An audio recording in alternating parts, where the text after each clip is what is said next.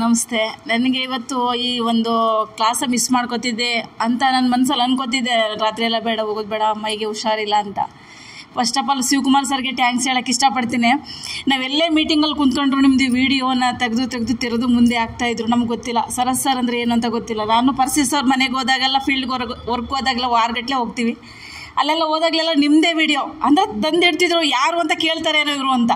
ಆದರೆ ನಾವು ಕೇಳ್ತಿದ್ದೋ, ಗೊತ್ತಿತ್ತು ಸರಸ್ ಸರ್ ಅಂದರೆ ಗೊತ್ತಿತ್ತು. ಆದರೆ ಗೊತ್ತಿಲ್ಲ ಈ ಥರ ನಮಗೆ ಲೈಫ್ ಚೇಂಜ್ ಮಾಡೋದಕ್ಕೆ ಸರಸ್ ಸರ್ ಇದ್ದಾರೆ ಅಂತ ಗೊತ್ತಿಲ್ಲ.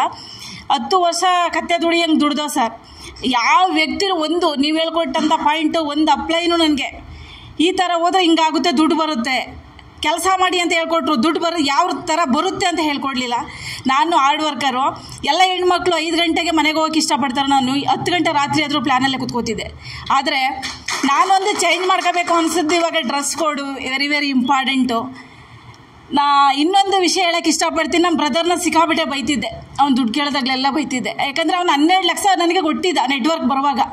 ಅವ್ನು ಮತ್ತೆ ವಾಪಸ್ ಕೇಳುವಾಗ ನನ್ನ ಹತ್ರ ದುಡ್ಡಿಲ್ಲ. ಆ ದುಡ್ಡನ್ನು ಯಾವ ರೀತಿ ಬಳಸ್ಕೋಬೇಕು ಅಂತ ನಂಗೆ ಗೊತ್ತಾಗಲಿಲ್ಲ. ಆ ದುಡ್ಡಿಗೆ ಡಬಲ್ ತ್ರಿಬಲ್ ಸಾಲ ಮಾಡಿಕೊಂಡು ಹೊರಗಡೆ ಬಂದೆ.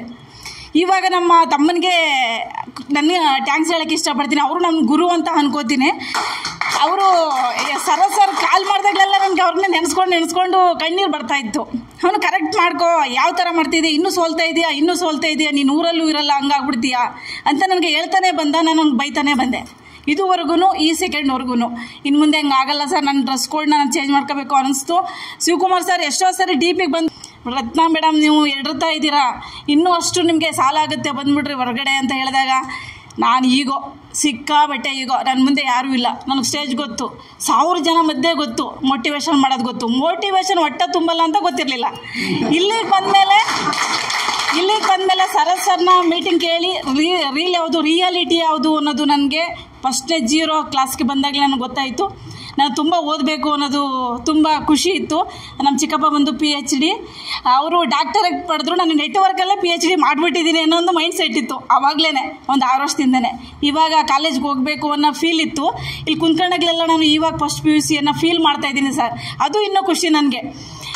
ನೆಟ್ವರ್ಕಲ್ಲಿ ಹೆಣ್ಮಕ್ಳು ಯಾಕೆ ಮಾಡೋಕ್ಕಾಗಲ್ಲ, ಎಷ್ಟು ನೆಗೆಟಿವ್ನ ಫೇಸ್ ಮಾಡಿದ್ದೀನಿ ಅಂದರೆ ಅಷ್ಟೇ ಫೇಸ್ ಮಾಡಿದ್ದೀನಿ ಸರ್. ನನ್ನ ಹತ್ರ ಇರೋ ಅಂಥ ಒಡವೆಗಳನ್ನೆಲ್ಲ ಕಳ್ಕೊಂಡೆ.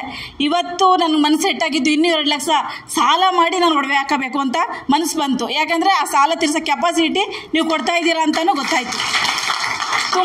ತುಂಬ ಒಡವೆಗಳಿದ್ದ ದಿನಕ್ಕೆ ಸಾಲದವ್ರು ಕಾಟ ತಡಿನಾರ್ದೆ 5 ಗಂಟೆ ರಾತ್ರಿಗೆ ಬರೋರು ಮನೆಯಿಂದ. ನಾಳೆ 5 ಗಂಟೆಗೆ ಹೊರಟ್ಬಿಡ್ತಾಳೆ ಅವಳು ಫೀಲ್ಡ್ ವರ್ಕ್ಗೆ ಅಂತ, ಬರೋದೊಂದು ವಾರ ಆಗುತ್ತೆ ಅಂತ. ಎಷ್ಟು ಅವಮಾನಗಳನ್ನ ನಾನು ನಿಭಾಯಿಸಿದ್ದೀನಿ ಅಂದರೆ ಶಿವಕುಮಾರ್ ಸರ್ ತುಂಬಾ ಗೊತ್ತು. 3 ವರ್ಷದ ಹಿಂದೆ ಅವ್ರು ಕರೆದಾಗ ನಾನು ಬೇರೆ ಕಡೆ ನೆಟ್ವರ್ಕ್ ಬಂದಿದ್ರೆ ನನಗೆ 30 ಲಕ್ಷ ಸಾಲ ಆಗೋದು ತಪ್ತಿತ್ತು. ಆದರೆ ನಾನು 30 ಲಕ್ಷ ಸಾಲ ತೊಗೊಬಂದಿದ್ದೀನಿ. ಇವತ್ತಿಂದ ಚಾಲೆಂಜ್ ಮಾಡ್ತೀನಿ, 30 ತಿಂಗಳಲ್ಲಿ ಮುಗಿಸ್ತೀನಿ ಅಂತ. ಹಂಗಾಗಿ ನನಗೆ ಯಾವ ಥರ ಮಾಡಬೇಕು ಅಂತ ಗೊತ್ತಿಲ್ಲ. ಬರೀ ಈಗ ಸ್ಟೇಜ್ ಮೇಲೆ ನಿಂತ್ಕೊಂಡ್ರೆ ಬಿಜಿ ಅಕೌಂಟಲ್ಲಿ 0 ಅಂತ ನಾನೇ ಹೇಳ್ತಿದ್ದೆ. ಬಿಜಿ ಅಕೌಂಟಲ್ಲಿ 0 ಅಂತ ನಾನೇ ಹೇಳ್ತಿದ್ದೆ. ಅಂದರೆ ನನ್ನ ಹತ್ರನೇ 0 ಇತ್ತು ಅದು. ಆದರೆ ನಾನು ಜನಗಳಿಗೆ ಮೋಟಿವೇಶನ್ ಮಾಡಿನೇ ನನ್ನ ಪಾಪ ಬಂತು ಅನ್ಕೋತೀನಿ. ಇನ್ನು ಮುಂದೆ ಆ ಥರ ಮೋಟಿವೇಶನ್ ಇಲ್ಲ ಸರ್. ರಿಯಾಲಿಟಿ ಮಾಡಿ ನಾನು ಎಲ್ಲರನ್ನೂ ನನ್ನಂಗೆ ಹೆಣ್ಮಕ್ಳು ಹೊರಗಡೆ ಬರಬೇಕು, ನಾನೊಬ್ಬ ದೊಡ್ಡ ಲೀಡ್ರ್ ಆಗಬೇಕು, ನಾನು ನೆಟ್ವರ್ಕ್ ಮಾರ್ಕೆಟಿಂಗಲ್ಲಿ ಒಂದೊಳ್ಳೆ ಲೀಡ್ರ್ ಆಗಬೇಕು ಅಂತ ಆಸೆ ಇದೆ. ಅದಕ್ಕೆ ನಿಮ್ಮ ಸಾಥ್ ಬೇಕು ಸರ್. ನನಗೆ ಫಸ್ಟ್ ಆಫ್ ಆಲ್ ಶಿವಕುಮಾರ್ ಸರ್ಗೆ ಟ್ಯಾಂಕ್ಸ್ ಹೇಳ್ತೀನಿ. ಇವಾಗ ಆ ಒಂದು ನೆಟ್ವರ್ಕಲ್ಲಿ ನಾನು ಅಪ್ಲೈನ್ ಆಗಿ ಬಂದಿದ್ದಾರೆ. ಸರಸ್ ಸರ್ ಮೀಟಿಂಗ್ ಬಂದರೆ ನಿಮ್ಮ ಲೈಫ್ ಚೇಂಜ್ ಆಗುತ್ತೆ ಅಂತ. ಬೇಡ, ನಾನು ಬದುಕದೇ ಬೇಡ ಅಂತ ಡಿಸೈಡ್ ಮಾಡಿದೆ. 0 ಕ್ಲಾಸ್ಗೆ ಬಂದಮೇಲೆ ಬದುಕ್ತೀನಿ, ನಾನು ಒಂದು ಬುಕ್ ಬರೆಯೋ ಅಂಥ ಕೆಪಾಸಿಟಿನ ತಗೋತೀನಿ ಅಂತ ಇವತ್ತು ಹೇಳ್ತಾ ಇದ್ದೀನಿ.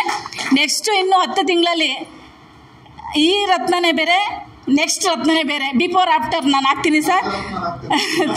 Thank you so much sir. ಯಾಕಂದರೆ ನೀವು ಸಿಕ್ಕಿರೋದು ನಮಗೆ ಒಂದು ಪುಣ್ಯದ ಕೆಲಸ. ನನ್ನಂಥ ಹೆಣ್ಣು ಮಕ್ಕಳನ್ನ ಈ ಒಂದು ಗುರುಕುಲಕ್ಕೆ ಬಂದು ಧೈರ್ಯ, ಅವ್ರಿಗೆ ಯಾವ ಥರ ಬಿಸ್ನೆಸ್ ಮಾಡಿದ್ರೆ ಯಾವ ಥರ ಉಳಿಸ್ಕೋಬೇಕು ಅನ್ನೋದೊಂದು ಕೆಪಾಸಿಟಿ ಬರುತ್ತೆ. ಯಾವ ಥರ ಉಳಿಸ್ಕೊಳ್ಳೋದೇ ನಮ್ಗೆ ಗೊತ್ತಿಲ್ಲದೆ ನಾವು ಎಲ್ಲ ಸಾಲವಂತರಾಗಿದ್ದೀವಿ. ಸಾಲ ಮುಕ್ತ ಆಗಬೇಕು ನಾವು ಅನ್ನೋದೇ ನನ್ನ ಆಸೆ ಇದೆ ಸರ್. ಈ ಒಂದು ನಿಮ್ಮ ಒಂದೊಂದು ಮಾತಲ್ಲಿ ರಿಯಾಲಿಟಿಯಲ್ಲಿ ಯಾರೇ ಒಂದು ಅಪ್ಲೈನು ಈ ಥರ ನಮ್ಗೆ ಕಲಿಸ್ಕೊಟ್ಬಿಟ್ರೆ ಬರೀ ಪ್ಯಾನ್ ಕೊಡೋದೇ ಮುಖ್ಯ ಅಲ್ಲ ಸರ್, ಯಾವ ಥರ ಹೋಗ್ಬೇಕು ಅನ್ನೋದು ಮುಖ್ಯ. ನಾನು ಯಾವತ್ತೂ ಅಪ್ಲೈನ್ಗೆ ಸರಣೆ ಆಗಿಲ್ಲ ಸರ್, ಅದೊಂದು ನಾನು ಇವತ್ತು ತಪ್ಪು ಒಪ್ಕೋತಾ ಇದ್ದೀನಿ.